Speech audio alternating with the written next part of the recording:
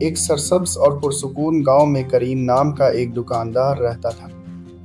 اس کی ایک چھوٹی سی کریانہ کی دکان گاؤں کی کچی سڑک کے کنارے بنی ہوئی تھی۔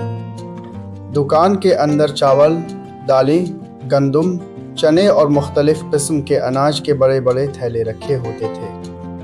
لکڑی کے شیلفوں پر بسکٹ کے ڈبے، چینی کے تھیلے اور روزمرہ کی دوسری چیزیں بھی رکھی ہوتی تھیں۔ ہر صبح کریم سورج نکلنے سے پہلے اپنی دکان کھولتا، جھاڑو لگاتا، سامان کو ترتیب سے رکھتا اور اپنی ترازو کو صاف کر کے کاؤنٹر پر رکھ دیتا۔ آہستہ آہستہ گاؤں کے لوگ اس کی دکان پر آنا شروع ہو جاتے۔ کوئی چاول خریدتا، کوئی دال اور کوئی گندم۔ کریم سامان تول کر تھیلیوں میں ڈالتا اور گاہکوں کو دے دیتا۔ اس کی زندگی سادہ تھی اور وہ روزانہ اسی طرح اپنا کام کرتا تھا۔ ایک دن دوپہر کے وقت ایک امیر مسافر گاؤں میں آیا اور کریم کی دکان پر رکا۔ اس نے دال خریدی اور کچھ دیر دکان کے ماحول کو دیکھتا رہا۔ اس نے کریم کی سادہ زندگی اور چھوٹے کاروبار کو غور سے دیکھا۔ سامان خریدنے کے بعد اس امیر آدمی نے کریم سے کہا کہ اگر وہ اپنی زندگی میں کچھ بڑا نہیں کرے گا تو ہمیشہ اسی طرح ایک عام اور غریب زندگی گزارتا رہے گا۔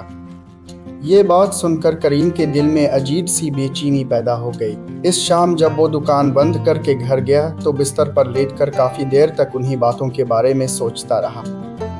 اس کے ذہن میں بار بار یہی خیال آ رہا تھا کہ اگر وہ زیادہ پیسے کمانا چاہتا ہے تو اسے کچھ نیا کرنا ہوگا۔ اگلے دن سے کریم کے رویے میں آہستہ آہستہ تبدیلی آنے لگی۔ جب گاؤں والے اس کی دکان پر آتے اور چاول یا دال خریدتے تو وہ چالاکی سے ترازو میں تھوڑا سا کم وزن دینے لگا۔ کبھی وہ چاول کی ایک مٹھی کم کر دیتا اور کبھی دال کی مقدار کم کر دیتا۔ گاہک سمجھتے تھے کہ انہیں پورا وزن مل رہا ہے کیونکہ وہ کریم پر بھروسہ کرتے تھے۔ کریم کو لگنے لگا کہ اس طرح وہ زیادہ پیسے کما سکتا ہے اور کوئی اس کی چالاکی کو نہیں سمجھ پائے گا۔ کچھ ہفتوں بعد کریم کی دکان کے بالکل سامنے ایک نئی کریانہ کی دکان کھل گئی۔ اس نئے دکاندار نے اپنی دکان صاف ستھری رکھی ہوئی تھی اور اس کی ترازو بالکل صحیح وزن دکھاتی تھی۔ جب بھی کوئی گاہک وہاں سے چاول یا دال خریدتا تو اسے پورا اور صحیح وزن ملتا۔ آہستہ آہستہ گاؤں والوں نے دونوں دکانوں کا موازنہ کرنا شروع کیا۔ انہوں نے دیکھا کہ نئی دکان سے خریدے گئے چاول اور دال کا وزن زیادہ ہوتا ہے جبکہ کریم کی دکان سے خریدے گئے سامان کا وزن کم نکلتا ہے۔ جلد ہی گاؤں والوں کو حقیقت کا پتہ چل گیا کہ کریم ان کے ساتھ دھوکہ کر رہا تھا۔ جب یہ بات پورے گاؤں میں پھیل گئی تو لوگوں نے کریم کی دکان سے خریداری کرنا بند کر دی۔ اب اس کی دکان پہلے کی طرح مصروف نہیں رہی۔ وہ صبح دکان کھولتا تو ضرور تھا مگر گاہک بہت کم آتے تھے۔ سامنے والی دکان پر ہمیشہ رش رہتا تھا جبکہ کریم کی دکان خاموش اور سنسان دکھائی دیتی تھی۔ چاول اور دالوں کے تھیلے ویسے ہی پڑے رہ جاتے اور کوئی خریدنے والا نہیں ہوتا تھا۔ کچھ ہی عرصے بعد کریم کا کاروبار تقریباً ختم ہو گیا۔ اسے اپنی غلطی کا احساس ہونے لگا لیکن اب بہت دیر ہو چکی تھی۔ آخرکار ایک دن اس نے مایوسی کے ساتھ اپنی دکان بند کر دی۔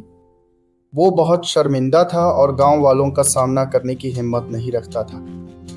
اس نے اپنا تھوڑا سا سامان سمیٹا اور گاؤں چھوڑ کر کہیں دور چلا گیا۔ جاتے ہوئے اسے یہ بات اچھی طرح سمجھ آ گئی تھی کہ لالچ اور بے ایمانی انسان کو وقتی فائدہ تو دے سکتی ہے مگر آخرکار وہ اس کی عزت اور روزگار دونوں چھین لیتی ہے۔ گاؤں میں زندگی پہلے کی طرح جاری رہی اور ایماندار دکاندار لوگوں کو صحیح وزن کے ساتھ سامان دیتا رہا جبکہ کریم کی کہانی گاؤں والوں کے لیے ایک سبق بن گئی۔